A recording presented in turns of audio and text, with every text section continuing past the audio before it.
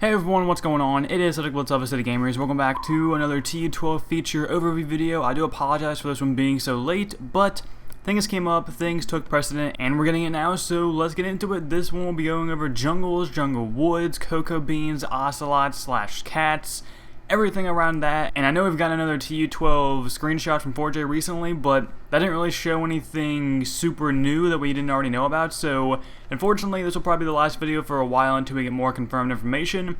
So if you guys would do me a favor and leave this video a like rating, maybe show as much support as you guys did on the Iron Golem video. That thing was awesome, you guys showed tons of support in it, so like rating, a nice comment, and maybe share it around with your friends. I'd really appreciate it, guys. So let's get into it. The jungle biome.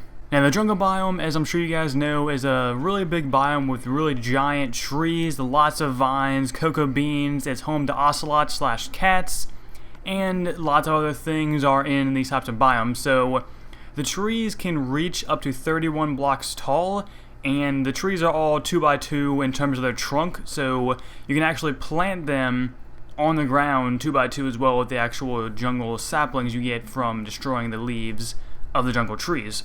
Now you can also find oak trees in the jungle biomes, and throughout the jungle biome there's lots of small lakes of water, kind of in like deep valleys or crevices along the actual biome itself. So that's pretty much it for the overall view of the actual jungle biome. So let's take a look at the actual trees themselves.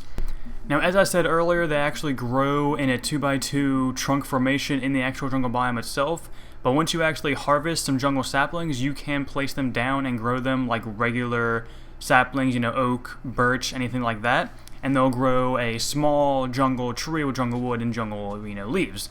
But you can actually place them on a 2x2 formation on the ground, and as long as nothing's in the way of the giantness of the actual tree, if you bone meal it, it will grow a actual giant jungle tree.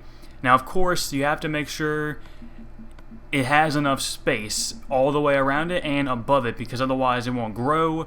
So I suggest doing this in an area that has literally nothing above it, and just hope for the best. Obviously, they can only be planted on dirt and grass, just like other saplings, but it's really sweet, and it's nice that we can grow giant jungle trees without actually being in the jungle biome itself. So that's pretty sweet, and that's pretty much it for jungle trees, besides the fact that, of course, the jungle trees bring jungle wood, and that, of course, brings different steps and half slabs and all those types of different variations. I'm not going to go over them because it's pretty obvious, nothing's too special about them besides the different colors. So let's move on to cocoa beans, which are grown on jungle trees. So cocoa beans, as I'm sure you guys know because we actually have them in Minecraft Xbox now, their only use is pretty much for making cookies, and we can now officially harvest them, as well as they can be found naturally on jungle trees. Now, when you find them on jungle trees, they will be cocoa pods, and they have 3 different stages of growth. The first one is a very small, very green cocoa pod. The second stage is a medium-sized, kind of green, blending into red type of cocoa pod. And the last stage, which will give you the most out of your cocoa beans, is a very big, reddish, orangish cocoa pod. And of course, when you harvest the cocoa pod, it will briefly flash red before disappearing, and of course giving you your cocoa beans. So that's primarily it about cocoa beans. Obviously, there's plenty of different ways to farm them. They can be found naturally on jungle trees themselves. You can plant them on the jungle log of the jungle tree using the actual cocoa beans themselves. So, not much about them, not really too much to go into detail. They're obviously good for cookies, but other than that, there's nothing really good about them, and cookies themselves aren't that great anyways. But moving right along to the last and final tidbit of information of this video, which will be the ocelots / cats. Alrighty, so ocelots are passive mobs that of course spawn in jungle biomes, and they can also be tamed. Once they are tamed, they become cats. That is the only way to get cats. Now, creepers are afraid of both ocelots and cats, and they will run away from both the ocelots and cats even if they are provoked by the player, which makes them a very good defense against creepers.